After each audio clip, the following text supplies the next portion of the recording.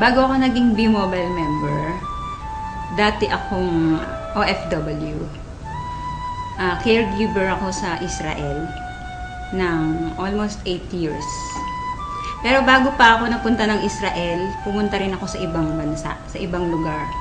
So, nagtrabaho ako sa Korea, nagtrabaho ako sa Saudi. So, ang trabaho ko doon, syempre mag-alaga ng matanda. Sana nanay ko yung inaalagaan ko, kasama ko, pero ibang lahi o ibang tao. Nung mga panahon na meron akong inalagaan na matanda na nagkakalat siya ng dumi, naiihi siya sa panty niya. Minsan, pag pinapakain mo siya, pahirapan, mumurahin ka pa niya. Dahil akala niya pinipilit mo talaga siyang kumain. Pero syempre, bilang caregiver, kailangang ibigay mo sa kanya yon.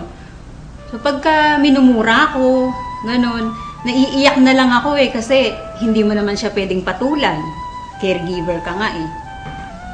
No, naiisip ko yung parents ko. Kasi dapat ako yung kasama nila sa bahay, pero matagal akong wala. Lagi akong nasa abroad. Nung mga time na yon, sabi ko sa sarili ko, pag umuwi ako ng Pilipinas, ayoko nang bumalik sa abroad. Kaya naghanap talaga ako ng opportunity na yung magi-stay na ako sa Pilipinas, yung hindi na ako aalis. Ayun, nakita ko nga si B-Mobile. Nung nag-grab ko to, nakita ko yung opportunity. Ang laki nung pinagbago sa buhay ko.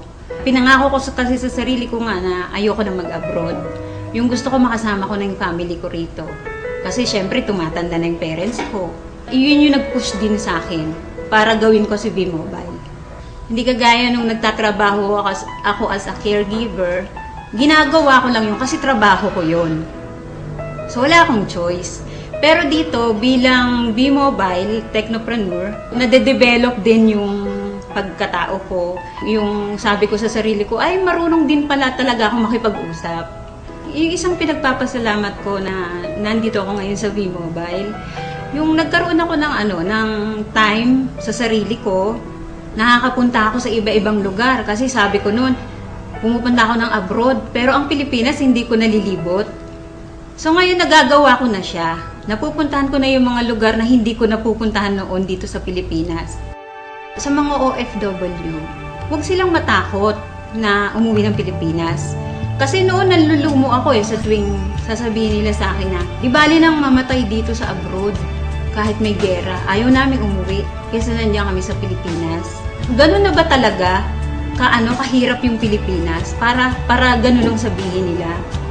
Tapos yung kahit na malayo sila sa mga anak nila, sa pamilya nila, basta ang mindset nila, ang nasa isip nila, sa abroad lang nila mararanasan na magkaroon ng pera, na maibigay sa pamilya yung pangarap na gusto nila. Hindi ka palaging malakas. Hindi ka palaging may trabaho dyan. Darating ang panahon, uuwi ka rin ng Pilipinas. So ang sabi ko, kung gagawin nyo si B-Mobile, pag uwi nyo ng Pilipinas, meron na kayong ipon, meron na rin kayong gagawin. Sabi ng kuya ko sa akin, nung niyayaya ko siya, sabi niya sa akin, wag mo na nga akong isali sa ganyang kalokohan, sabi niya. Sabi ko, hindi naman kalokohan si B-Mobile, kasi negosyo nga yan eh. Pinapakita ko nga sa'yo na dito, maliit lang yung capital, tapos may malaking potential income, sabi ko sa kanya.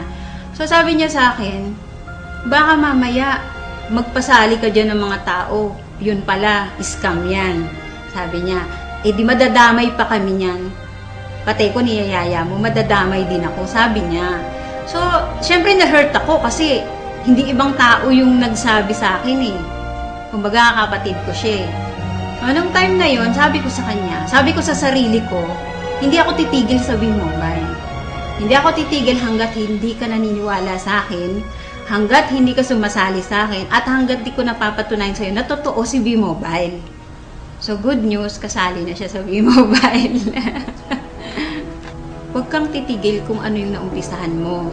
Kasi, gusto mo bang bumalik uli sa abroad? Gusto mo ba uling magtrabaho sa abroad? Bumalik sa dati? Yung lagi kong tinatandaan. Kasi nga, diba sabi ko sa'yo, natatakot ako na bumalik uli sa abroad.